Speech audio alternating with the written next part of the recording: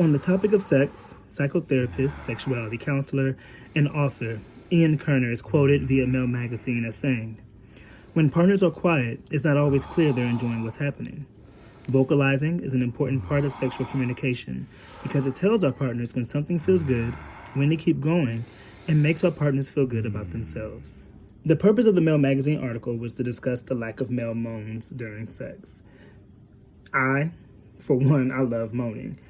I think moaning is an amazing thing. It just turns me on.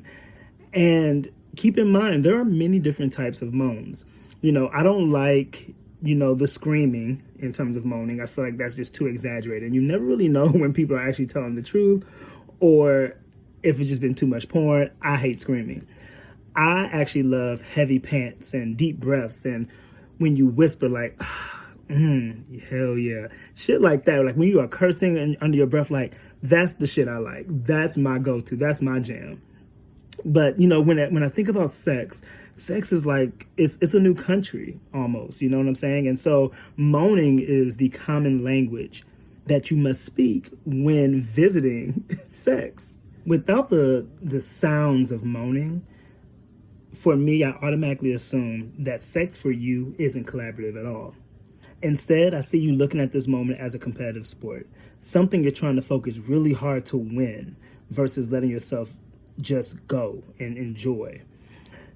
And then when I get a whiff of this, I'll let the moment continue. Like, I'm not going to stop. I don't believe in interrupting the mood. But once the nuts erupt, you're not getting a call back from me. My views on moaning all came from the fourth body. It was him who made me realize how important moans were during sex for me. The fourth body was this 5'8", though he might claim he's 5'9", acorn-skinned dude with a full nose, full lips. He had starter locks at the time and a very slouched, relaxed stature to the point that he sort of shuffled his feet when he walked. I liked his voice. His voice has a very nice bass to it. Like, it's very Dion Cole-esque. He has a very beautiful smile, beautiful teeth. And we met at the end of freshman orientation week at a straight club and quickly cultivated a friendship with a few other freshmen. Eventually, this small group that I met, they ended up being my own little clique that was separate from the next body and his glee club friends that I normally hung with when I went to the gay clubs. The fourth body stayed in the dorm hall that was in the same quad as my dorm hall. So we would usually hang out after our entire group would return from whatever excursion we had found ourselves going on. It's semester 2 when things started really picking up for our friendship, and the fourth body and I are hanging out in his room. I am sitting on the edge of his bed, and he is sitting at his desk on the computer. On this particular night, his roommate wasn't around, and this was pretty usual for his roommate to be out on most nights. So because we had the room to ourselves, we were unapologetically blasting Sierra's Goodies album. And while blasting, we were just shooting the shit, which is what our friendship had grown to involve. We were very silly together, and we loved referencing quotes from Black or Hood classic films to emphasize points we were making. Our fave line when speaking on someone who acted in a petty or disrespectful way was from LaWanda Page in Friday. "Well, fuck you, head-dead motherfucker." And we say that even today when we greet one another. I think for him it's something that gives him a sign that I'm the same person that he knew in college. And so it's always refreshing for him now. But that's a side story.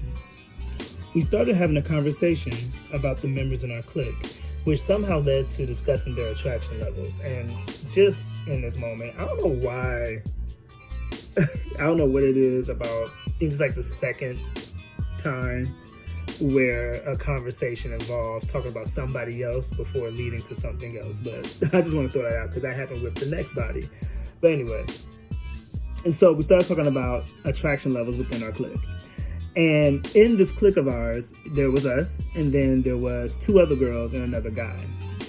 Now, the 2 individuals who definitely stood out in our clique was one of the girls and definitely the guy. So the guy was tall. He was typical light skin. He was in JROTC, and he was built like a Navy snack. Like, Just yes, yes, yes, yes. And you know, he has a very, and I don't know if you're gonna quite know what I'm saying when I say this, but if you've ever heard people from Jersey, men from Jersey, there is like, I don't know what it is about the twang in their voice. It has like this nasally up pitch to it or something. That's how his voice was as well. So it all kind of fit almost like nerdy nasally kind of thing. That was him, but it just worked for him. He was just beautiful. The girl, she was this very cute girl next door type, and honestly, looking back, she reminds me of a Chipette, but in human form. So the fourth body mentions that he might like someone in our clique, and I taught him a bit, responding with an assumption that it must be Chipette. I mean, who wouldn't like Chipette? I also actually had a crush on Chipette myself. He laughs and he doesn't deny that she's attractive, but then mentions how he thinks Navy Snack might be talking to her, but that's not who he was into.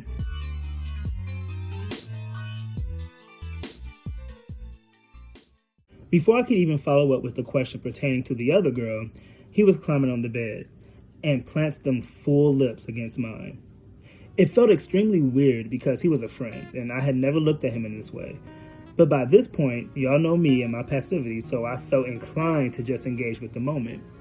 He started to undo my pants and I did the same for him, and I lifted the bottom of my shirt as he started to suck my dick.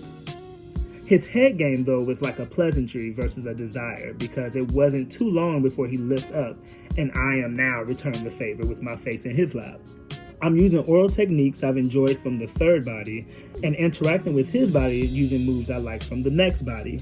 So I was focusing on kissing the chest and the torso, and the nipples became a norm of mine. The fourth body was pretty hairy, even around his nipples, which was a little annoying, but the mood was more important to me. But what I realized to be even more annoying about the fourth body is that he had no sexual expressions. None at all, like not a one. He was already a very low to medium monotone individual in conversation. And I want you to think about, you know, the guy from the Clear Eyes commercial from back in the day. So that was pretty much his energy level for the most part, with just like but it was like shrouded in this ghetto vibe of his. So there was some levels to it, but for the most part, that was him. And it was okay to have as a friend. It was okay to interact with when you're having conversations for fun. But when it's intimate, it's pretty boring. Not to mention on top of this, you know, I was already feeling out of place because he is a friend. And as a friend, he initiated this whole thing. But now being someone who is also not really responsive and expressive sexually, I felt odd because now he put me in a position to pretty much take charge of everything. So he had retreated sexually and I was taking more of the lead. And as you all know, I've always been the passive parent sexually. You know, so to be in this space where not only am I now the pleaser, but then you're not responding to me while I'm trying to please you or while I'm pleasing you, really felt odd. And I would honestly say I wasn't 100% on board with the whole moment in the first place. But I'm doing my best. I'm doing what I know to do. I come up, kissing up his torso, his chest, giving attention to his nipples as I hold his dick in my hand and begin to stroke it. As I'm on his nipple, he grabs his dick to jack himself off, and I stop to jack myself off. We're close enough so that we're able to kiss as we stroke until we both came. We clean ourselves, and then we have this awkward parting. I see him that next day while in the cafeteria. He comes and takes a seat at my table, which is positioned by a large window that looks out at our quad. My dorm hall is in direct view from where we're sitting. We pick up our usual banter as the previous night didn't happen, and this was until he actually brings it up with a, last night was crazy, huh? I just chuckle and I nod. We then happen to see my roommate walking out of the dorm, and he's headed for the cafeteria. The fourth body immediately says, "We should head back to your room while your roommate is out. Come on, nigga." He presses as he starts to get up. I had no food to finish for real, so what my passive ass do? I got up and I dumped my tray and I follow him. When we get to my room, he immediately grabs me by the waist and starts kissing me. He lays on my bed, pulls his shirt up, and undoes his pants to pull his dick out. I climb over him, kissing him, moving to his nipples, kissing down his torso. At this point, it was like a checklist for me versus being something that was seamless. At least this is what it felt like in my head as I was doing this. I had his dick in my mouth for maybe 5 to 10 good head bobs before the room door flies open.